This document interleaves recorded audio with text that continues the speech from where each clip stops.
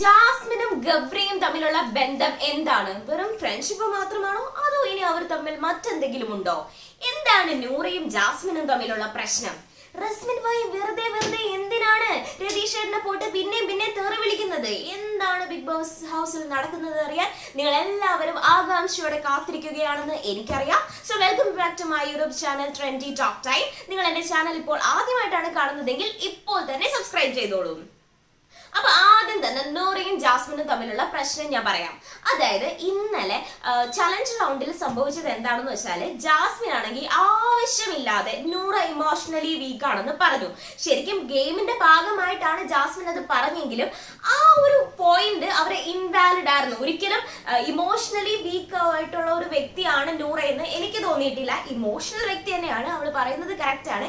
Emotional ആയിട്ടുള്ള ഒരു വ്യക്തി തന്നെയാണ്, പക്ഷെ ഇമോഷണലി വീക്ക് അല്ല. കാരണം അവളാണെങ്കിൽ പ്രതികരിക്കേണ്ട സമയങ്ങളിലെല്ലാം ഉചിതമായി തന്നെ ഹൗസിൽ പ്രതികരിക്കുന്നത് ഞാൻ കണ്ടിട്ടുണ്ട്.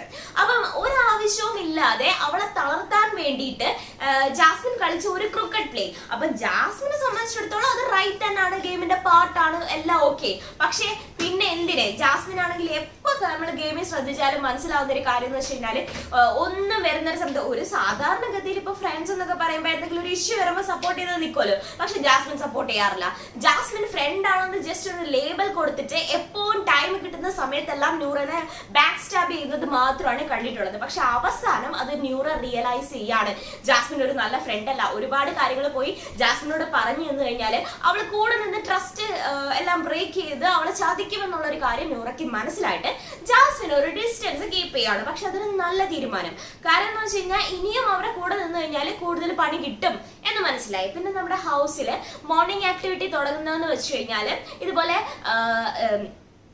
നമ്മുടെ നോറയും അതുപോലെ റോക്കിയും അതുപോലെ സുരേഷ് ഏട്ടനോടെ ലൈഫ് സ്റ്റോറി പറയുന്നതാണ്. സുരേഷ് ഏട്ടൻ്റെ ലൈഫ് സ്റ്റോറി തോന്നിയിട്ട് എനിക്കിങ്ങനെ ഭയങ്കര വാവ് പറയാൻ വേണ്ടിയിട്ടൊന്നും തോന്നിയില്ല. പിന്നെ റോക്കി വന്നിട്ട് ലൈഫ് സ്റ്റോറി പറഞ്ഞ എന്താന്ന് വെച്ചാല് അദ്ദേഹത്തിന് 4000 സ്ക്വയർ ഫീറ്റിന്റെ ഒരു മാൻഷൻ ഉണ്ട്, 2000 സ്ക്വയർ ഫീറ്റിന്റെ ഒരു ബാത്റൂം ഉണ്ട്, പിന്നെ അതുപോലെ തന്നെ കുറെ 100 പരിചാരകരുണ്ട് എന്നൊക്കെ പറഞ്ഞു. പിന്നെ അങ്ങനെ ഒരു കൈൻഡ് ഓഫ് ടോക്ക് ആയിരുന്നില്ല അവിടെ വേണ്ടിയിരുന്നത്. ശരിക്കും അദ്ദേഹത്തിന്റെ ലൈഫിലുണ്ടായിരുന്ന സ്ട്രഗിൾ ആയിരുന്നില്ലേ കൂടുതൽ പറയേണ്ടത് എന്നെനിക്ക് തോന്നി. അത്ര വലിയ കൺവിൻസിങ് ആയിട്ടുള്ള സ്റ്റോറി ആയിരുന്നില്ല അത്. അതുപോലെ തന്നെ നെക്സ്റ്റ് വന്നിട്ട് നമ്മുടെ നോറയായിരുന്നു. നോറ സ്റ്റോറി പറയുന്ന സമയത്ത് അവള് എന്താ പറയാ 25 ഇയേഴ്സിൽ ഡിവോഴ്സ്ഡ് ആണ്. അവളുടെ എഡ്യൂക്കേഷൻ ബ്രേക്ക് ആയി.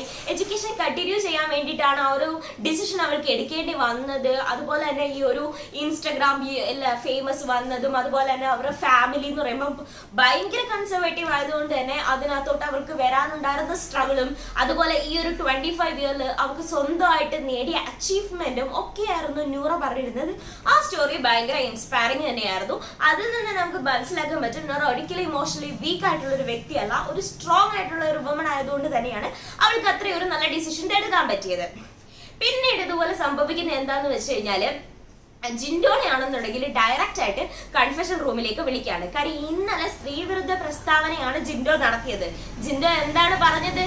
യമുന റോണിയോട് ഭയങ്കര മോശമായിട്ടാണ് പറഞ്ഞത്. അത് ബിഗ് ബോസ് കൺഫെഷൻ റൂമിൽ വിളിച്ച് ജിൻഡോയോട് ചോദിക്കുന്നുണ്ട്, താങ്കൾ എന്തൊക്കെയാണ് പറഞ്ഞത്, ഇങ്ങനെ പറയാൻ പാടുണ്ടോ എന്ന് ചോദിക്കുന്ന സമയത്ത് ജിൻഡോ അത് ന്യായീകരിക്കാനാണ് ശ്രമിക്കുന്നത്. അപ്പൊ ബിഗ് ബോസ് നല്ല രീതിയിൽ ജിൻഡോയെ പറഞ്ഞ് മനസ്സിലാക്കി വിടുന്നുണ്ട്, പോയി യമുന റാണിയോട് ക്ഷമ ചോദിക്കുന്നുണ്ട്.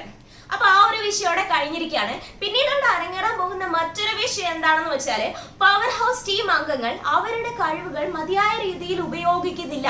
അവര് എന്താ പറയാ അവരുടെ പവർ നല്ലോണം ഉപയോഗിക്കുന്നില്ല. അതുകൊണ്ട് തന്നെ പ്ലാസ്മ ടിവിന്റെ അടുത്ത് പോയിട്ട് ഓരോ അംഗങ്ങൾക്കും എന്തൊക്കെ ശിക്ഷയാണ് കൊടുക്കാൻ തീരുമാനിക്കുന്നത് എന്നുള്ളത് എഴുതി വെക്കണമെന്ന് ശ്രീരേഖയോട് പറയാണ്. അങ്ങനെ ശ്രീരേഖ ഇങ്ങനെ സ്റ്റേജിൽ വന്നിട്ട് ഇതുപോലെ അവർക്ക് തോന്നിയ കാര്യം, അതായത് ഈ രതീഷ് ചേട്ടന്റെ ബിഹേവിയർ ഭയങ്കര റൂഡാണ്. അതായത് അദ്ദേഹമാണെന്നുണ്ടെങ്കിൽ ഇങ്ങനെ കളിച്ചാണെങ്കിൽ ഓരോ ഡ്രാമ ഉണ്ടാക്കി ഇതുപോലെ ബാക്കിയുള്ളവർക്കൊന്നും അവർക്ക് കോൺസെൻട്രേറ്റ് ചെയ്ത് കളിക്കാൻ പറ്റുന്നില്ല, ഇയാളെ മൈൻഡ് ചെയ്യാൻ മാത്രമേ സമയമുള്ളൂ, അതുകൊണ്ട് ഈ പുള്ളിക്കാരനൊന്ന് അടങ്ങണം എന്നൊക്കെ പറഞ്ഞു കൊടുക്കുകയാണ്.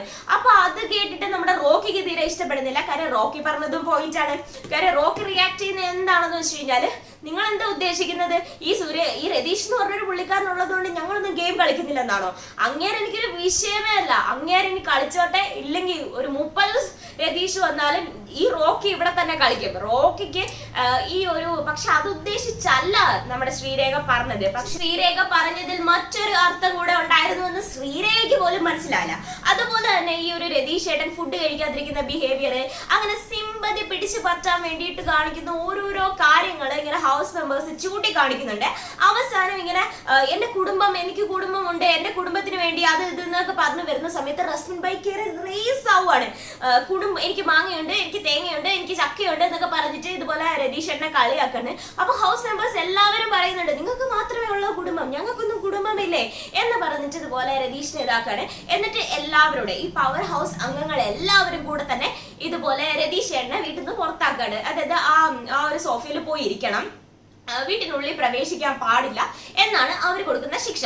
അതേസമയം സുരേഷ് ഏട്ടൻ പറയുന്നുണ്ട് രതീഷിന് ഈ ഒരു ശിക്ഷ എന്താ പറയാ, വൈദ്യം കൽപ്പിച്ചതും രോഗി എത്തിച്ചതും പാലെന്ന് പോലെ അയാൾ പോയേക്കുന്നത്. കാര്യം അയാളുടെ ഉദ്ദേശവും ഇത് തന്നെയായിരുന്നു, അവിടെ പോയിരിക്കുക, അവിടെ പോയിരുന്ന് ക്യാമറയുടെ മുമ്പിൽ സംസാരിക്കുക, ഒരു ഷോ ഉണ്ടാക്കുക, അത് തന്നെയാണ് അയാൾ ഉദ്ദേശിച്ചത്, നിങ്ങൾ അത് സാധിച്ചു കൊടുത്തു എന്ന് പറയുന്നുണ്ട്. പിന്നീട് ഇതുപോലെ ഭയങ്കരമായിട്ട് ഒരു ഇഷ്യൂ നടക്കുന്നത് നൂറയും ഗബ്രിയും തമ്മിലാണ്. എന്ത് കാരണം എന്ന് വെച്ച് കഴിഞ്ഞാല് നൂറ ഇന്നലെ മുതലേ ഈ ഗബ്രിയുടെ പവർ വെച്ച് പറയുന്ന കാര്യങ്ങളൊന്നും നൂറ അനുസരിക്കുന്നില്ല.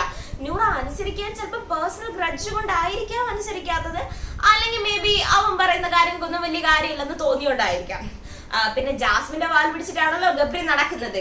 അങ്ങനെ അവര് തമ്മിൽ ഒരു വലിയ ക്ലാഷ് ഉണ്ടാവുന്നുണ്ട്. ഗബ്രി പറയുന്നുണ്ട് നീ ഞാൻ പറയുന്നതൊന്നും അനുസരിക്കുന്നില്ലെങ്കിൽ പിന്നെ എന്റെ ആ പവർ കൊണ്ട് എന്താണ് യൂസ്, ഇങ്ങനല്ല, നിനക്ക് ഞാൻ കടുത്ത ശിക്ഷ തരും എന്നൊക്കെ പറഞ്ഞ് അവളെ ഭീഷണിപ്പെടുത്തുന്നുണ്ട്. പക്ഷെ അതിലൊന്നും നോറ വീഴുന്നില്ല.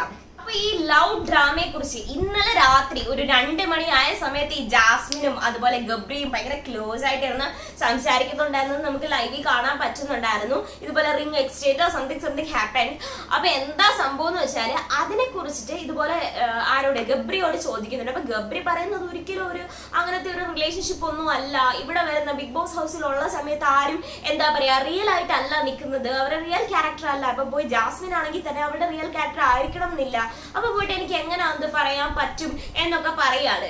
പക്ഷെ എന്താണ് സംഭവം എന്ന് വെച്ച് കഴിഞ്ഞാല് ജാസ്മിനും അതുപോലെ തന്നെ ഗബ്രിയും അവർ തമ്മിൽ ഇഷ്ടത്തിലാണെന്നൊന്നും ഞാൻ പറയത്തില്ല. പക്ഷെ എന്തൊക്കെയോ ഗെയിം അവർ പ്ലാൻ ചെയ്യുന്നുണ്ട്, നല്ലതുപോലെ പ്ലാൻ ചെയ്യുന്നുണ്ട്. അതുകൊണ്ട് തന്നെയാണ് ഇങ്ങനൊരു ഇത് നടക്കുന്നത്. ഇങ്ങനൊരു ഹൗസ് മെമ്പേഴ്സിന്റെ ഇടയിലല്ല ഇവരെ കുറിച്ചൊരു ടോക്ക് വരുന്നത്. കാര്യം 2-3 ദിവസം കൊണ്ട് 2 വ്യക്തികൾക്ക് ഇത്ര ഇന്റിമേറ്റ് ആവാൻ പറ്റില്ല. അതിന് ഫ്രണ്ട്സ് ആണെങ്കിൽ കൂടെ ഇത്ര ക്ലോസ് ആവാൻ പറ്റില്ല എന്നുള്ള കാര്യം ഉറപ്പാണ്. ഇനി വരുന്ന ദിവസങ്ങളിൽ മാത്രം ഇവർ തമ്മിലുള്ള ആ ഒരു കണക്ഷൻ എന്താണെന്ന് നമുക്ക് മനസ്സിലാക്കാൻ പറ്റുള്ളൂ. അപ്പൊ അടുത്ത റിവ്യൂല് നിങ്ങൾ എന്താ കാണാൻ പോകുന്നതെന്ന് വെച്ച് കഴിഞ്ഞാല് അടുത്ത ചാലഞ്ചിങ് ടാസ്ക് 2 വന്നിട്ടുണ്ട്. അപ്പൊ അത് കാണാൻ വേണ്ടിയിട്ട് എന്റെ ചാനൽ സബ്സ്ക്രൈബ് ചെയ്ത് വീഡിയോ ഉടനെ തന്നെ അപ്ലോഡ് ചെയ്യുന്നതായിരിക്കും. Bye bye.